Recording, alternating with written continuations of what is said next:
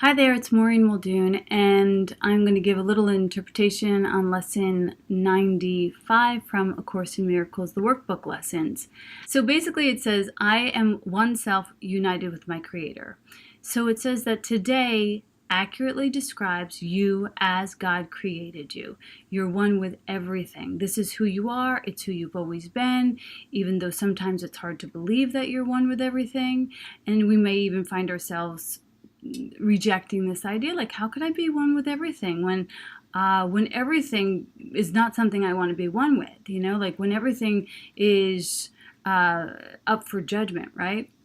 I remember one time I was like 5 or 6 years old, and I was sitting on my front porch, and I had like this Easter bonnet on. It was Easter, and my dad was taking pictures of me and my sisters, and my dad asked me to sit next to my neighbor Anthony. And I was just like not having it. I was like, I don't want to sit next to Anthony.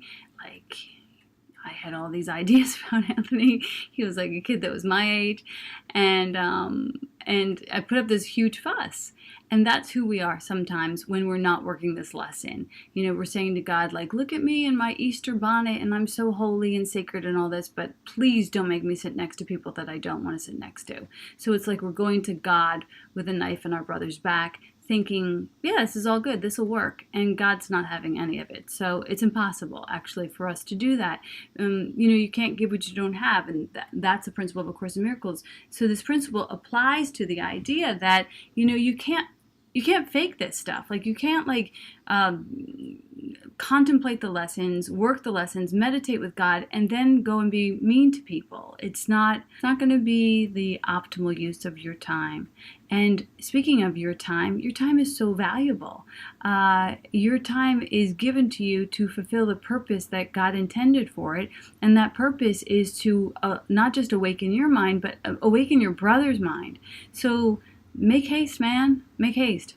The reason that we sometimes don't see this unity is we come from a fractured, divided perception of ourselves. So you can think about yourself like being fractured, divided in many. It actually says in the lesson, many warring parts.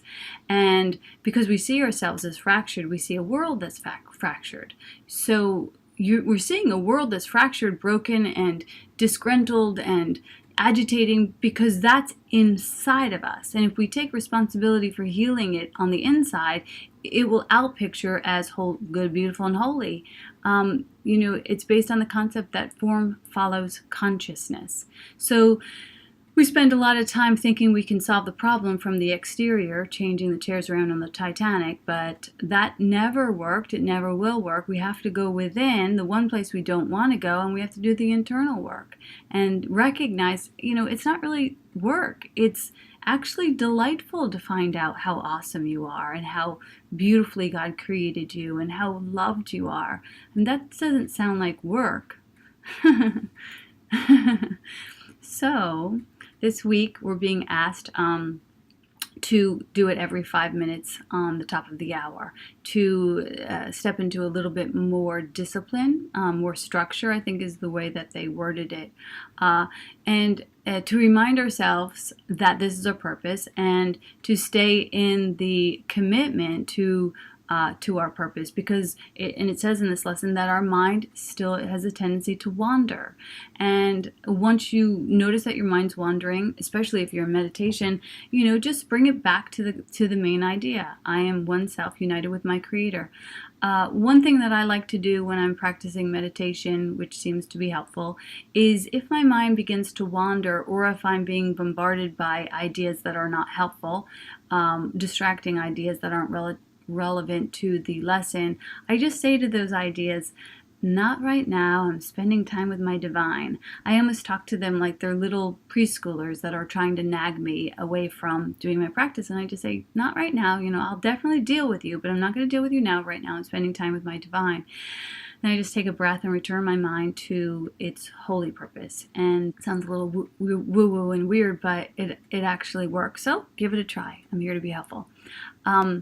The lesson suggests that we do it every 5 minutes on the top of the hour, because when we add structure to our practice, it allows us to really commit to the idea that we are attempting a pretty sincere goal here. Like, we want to put some skin in the game. Like, if you've ever practiced anything, like if you've ever practiced yoga, a yoga pose, or becoming a better singer, or if you have a goal, you gotta put, in order to reach that goal, you have to, attend to it. And so this is how we attend to the goal of being, having a holy mind, returning our mind to its right and holiness. There may be temptations, it says in this lesson, to skip, or to miss. And if you do miss, don't allow that will make you want to miss the whole day. Like, just go back to the lesson. Like, be gentle with yourself. Like, that's a key characteristic of a good teacher of God, is gentleness. So it's not like we're going to do these perfectly. I don't think I've ever done any of these lessons perfectly. Just let them go gently and just say, oh, I didn't do it perfectly. Who cares, I mean, I guess we should care. But I think it's better to do things in peace. And if you can't do it in peace, then just don't do it. If these lessons are going to cause you more agitation, then don't do them.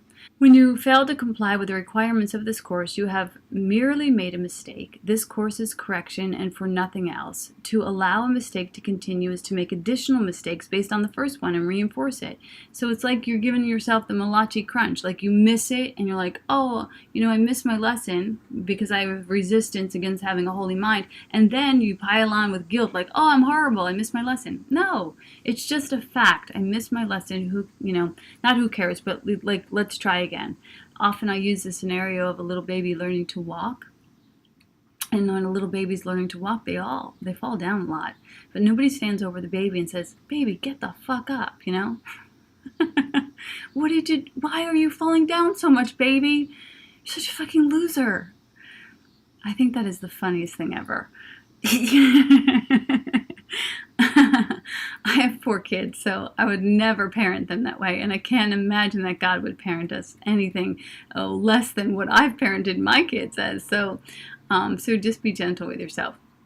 It says, let all errors go, recognizing them for what they are, just an attempt to keep you unaware that you are one self, united with your Creator, at one with every aspect of creation, limitless in power and in peace. Limitless in power and in peace. Now, who doesn't want a nice slice of that? Begin the practice period today with the assurance offered to your mind with all certainty that you can give. And remember to say, I am one self, united with my Creator, at one with everything, every aspect of creation, and limitless in power and in peace. And then close your eyes and tell yourself again, slowly throughout, attempting to allow the meaning of the words to sink into your mind. I am one self, united with my Creator, at one with everything.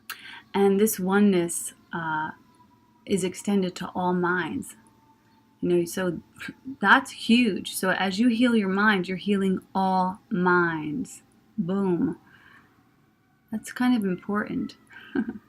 You are one self, completely healed and whole, with power to lift the veil of darkness from the world and let the light in you come through to teach the world the truth about yourself. You are one self in perfect harmony with all that there is and all that there will ever be. You are one self in perfect harmony. Think about people singing together in harmony and how beautiful it sounds. I am the worst at harmonizing. I wish I was better, but I'm not. But like, I hear people singing in harmony and I'm like, how are they doing that?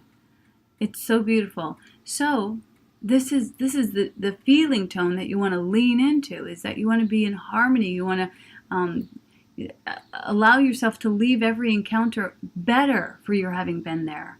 And you know how you leave every encounter better for your having been there? You bless it.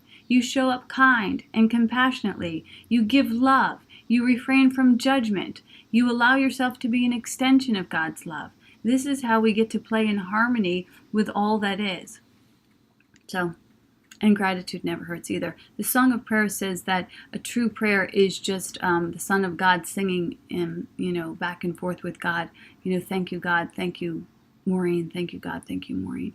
So that's basically the lesson today. Practice makes perfect, and perfect means holy. So you can do this if I can do it, and together we can heal the world. So I will commit to do my part. I love you. God bless. Sure, it's a gamble, worth the risk. Baby, place that bed. Jump the broom, kiss the girl. Life has one big safety net. Go on and laugh.